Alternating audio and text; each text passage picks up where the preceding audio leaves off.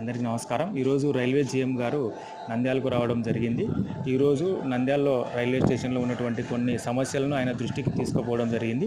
ముఖ్యంగా నంద్యాల నుంచి రేణిగుంటకు వెళ్ళే ట్రైన్లో పబ్లిక్ టాయిలెట్స్ లేక దాదాపుగా 3 ఇయర్స్ నుంచి మహిళలు, విద్యార్థులు, తర్వాత ఫిజికల్ హ్యాండిక్యాప్డ్ వాళ్ళు ఇబ్బంది పడుతున్న సంగతిని మరోసారి వాళ్ళ దృష్టికి తీసుకుపోవడం జరిగింది.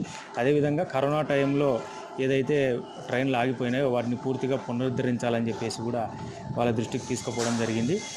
కర్నూలు నుంచి వైజాగ్ ట్రైను, తర్వాత నంద్యాల నుంచి అదే సమయంలో రేణిగుంట నుంచి నంద్యాలకు ఒక మెమో ట్రైన్ను కూడా మేము వారిని అడగడం జరిగింది. వారు సానుకూలంగా స్పందించి అవకాశం ఉండే కాడికి మేము వీటిలో సమస్యను పరిష్కరిస్తామని చెప్పేసి హామీ ఇవ్వడం జరిగింది. ముఖ్యంగా నంద్యాల నుంచి రేణిగుంట వెళ్ళే ట్రైన్లో టాయిలెట్లు లేక ఇబ్బంది పడే మహిళలు, చిన్నపిల్లలు, తర్వాత వృద్ధులు, వికలాంగులు ఈ వీడియోను సోషల్ మీడియా ద్వారా మనం వైరల్ చేస్తే ఖచ్చితంగా ఇది ఎంత తొందరగా వీలైతే అంత తొందరగా సాల్వ్ అయ్యే అవకాశం ఉంది. కావున ఈ వీడియోను అందరూ కూడా షేర్ చేయాలని చెప్పేసి కోరుకుంటున్నాం.